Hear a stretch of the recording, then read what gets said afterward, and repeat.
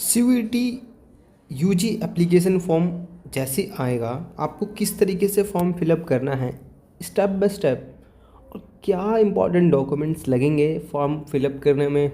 बहुत सारे चेंजेस जो हैं 2026 CUET यूजी रजिस्ट्रेशन फॉर्म में हुए हैं, आपको पता होना बहुत ज़रूरी है। और स्टेप बाय स्टेप मैं सारी चीज़ें आपको बताऊंगा, तो आपको अच्छे तरीके से समझना है और कॉपी और पेन लेके बैठना है। आपको इंपॉर्टेंट जो चीज़ें हैं डॉक्यूमेंट्स रिलेटेड जो मैं बताऊंगा वीडियो के अंदर, आपको लिख लेना है, वहाँ पर नोट डाउन कर लेना है।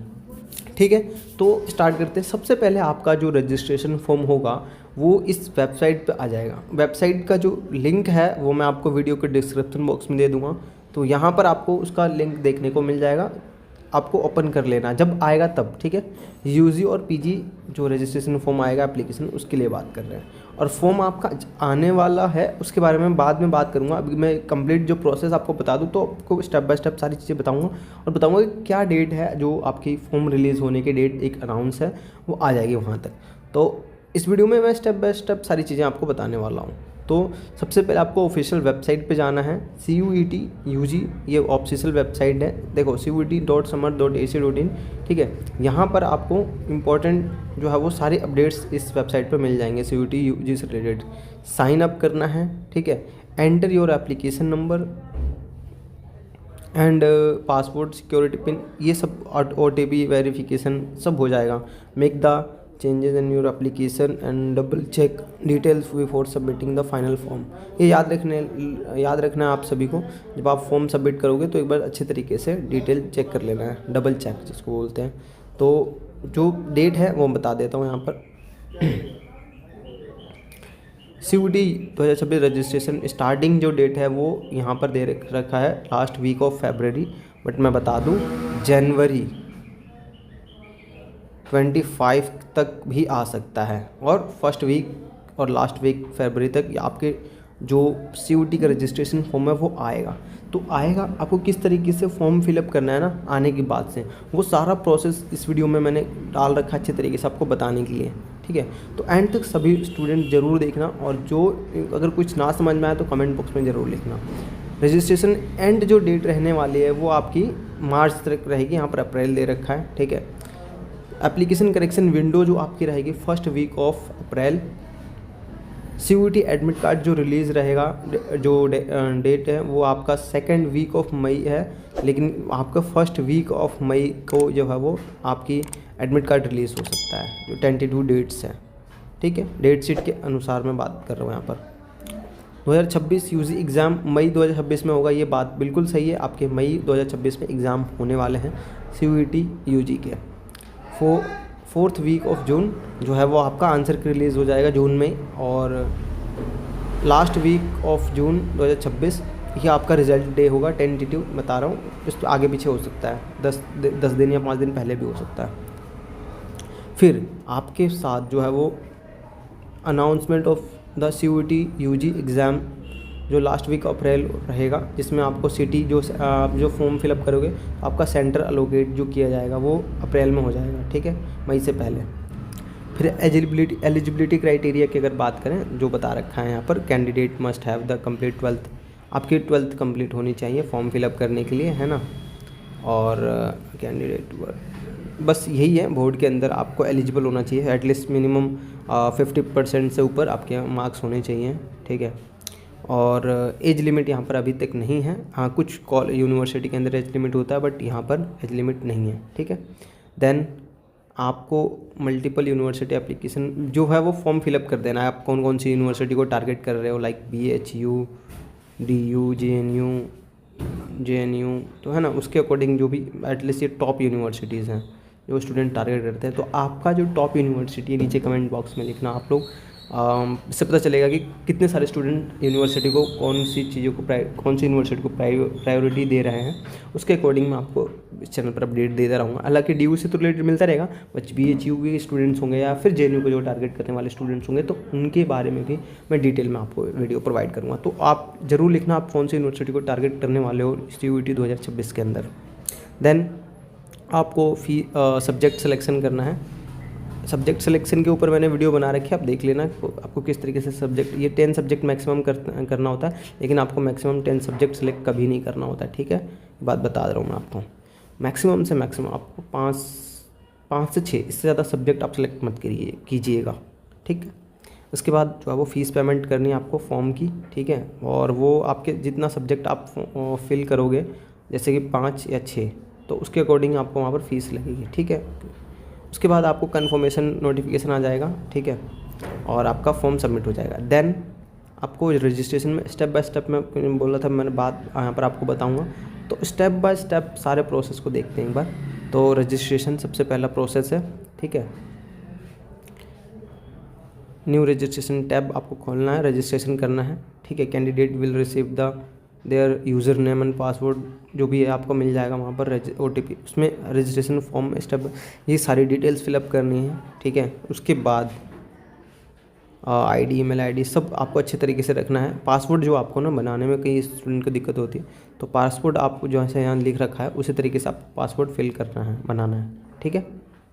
देन आपको select the security question, provide answer and enter the security pin, verify submitted detail and OTP, ये सब आ जाएगा, आपको देखना है। तो ये जो है मैं बता रहा था आपको, यहाँ पर आपको इस तरीके का इंटरफेस देखने को मिलेगा। इसके लिए मैंने वीडियो आपको बताया कि किस तरीके से आपका जो फॉर्म है वो देखने को मिलेगा और इंटरफेस रहेगा, ठीक है। यहाँ पर सारी डिटेल इस तरीके से आपको फिल करनी है स्टेप बाय स्टेप प्रोसेस के साथ, ठीक है। स्टेप 2 आ गया यहाँ पर एप्लीकेशन प्रोसेस। तो यहाँ पर जो पर्सनल डिटेल्स फिल करनी होती हैं, पेरेंट्स क्वालिफिकेशन, ये सारी एनुअल फाइनल इनकम, अगर आपका है कोई सर्टिफिकेट इशू लगा रहे हो वहाँ पर, जैसे कि कई स्टूडेंट्स OBC का लगाते हैं, तो उसमें OBC में 2 होता है, एक होता है NCL, एक नॉन NCL, तो उसमें इनकम सर्टिफिकेट इशू करवाना होता है, लगाना होता है।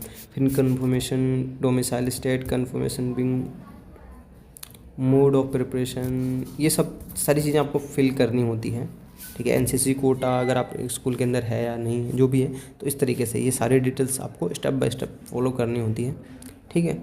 और ये जब हो जाएगा आपका, फिर एजुकेशन डिटेल्स की फॉर्म का जो टैब खुलेगा, वहाँ पर आपको रिजल्ट शो करना है, जो फिल करना है सारी डिटेल्स, ये passing year, qualification, place of schooling और एग्जामिनेशन कंट्री, डिस्ट्रिक्ट, जो भी है, बोर्ड नेम, जो भी आप CBSE से करो या UP बोर्ड, जिस भी बोर्ड से आप बिलोंग करते हैं, रोल नंबर है, रिजल्ट, ये डिटेल्स फिल करनी है। दैन एप्लीकेशन फॉर्म जो आपको देखने को मिलेगा वो इस तरीके का देखने को मिलेगा आपको, ये इस तरीके की चीज़ें देखने को। फिर स्टेप 3 की अगर हम बात करें तो candidate were require the select 2 perfect examination state wise city, choose the order preference. अच्छा, आपको यहाँ पर जो है वो फिर एप्लीकेशन एग्ज़ाम सेंटर चूज़ करना है यहाँ पर ना।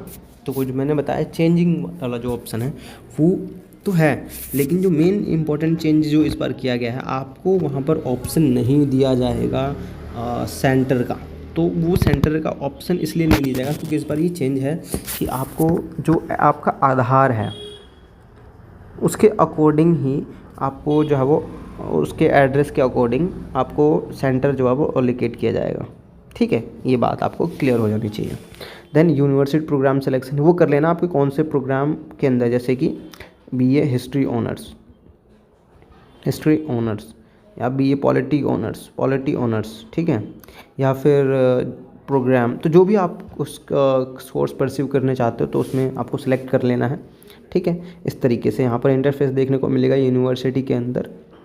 देन यहाँ पर जैसे यूनिवर्सिटी सेलेक्ट करोगे, जैसे 2-3 यूनिवर्सिटी सेलेक्ट कर लेना सभी लोग, जैसे कि JNU, BHU, DU और इलाहाबाद यूनिवर्सिटी, ये इंपॉर्टेंट यूनिवर्सिटीज़ हैं जो सेलेक्ट कर लेना, और उसके अंदर कौन कौन से कोर्स है वो सेलेक्ट कर लेना आप सभी लोग। फिर स्टेप 5 के अंदर आता है टेस्ट पेपर सब्जेक्ट सिलेक्शन आ जाता है। इसमें सब्जेक्ट पेपर 1, पेपर 2, लैंग्वेज तो सबको कंपलसरी वो करना ही है।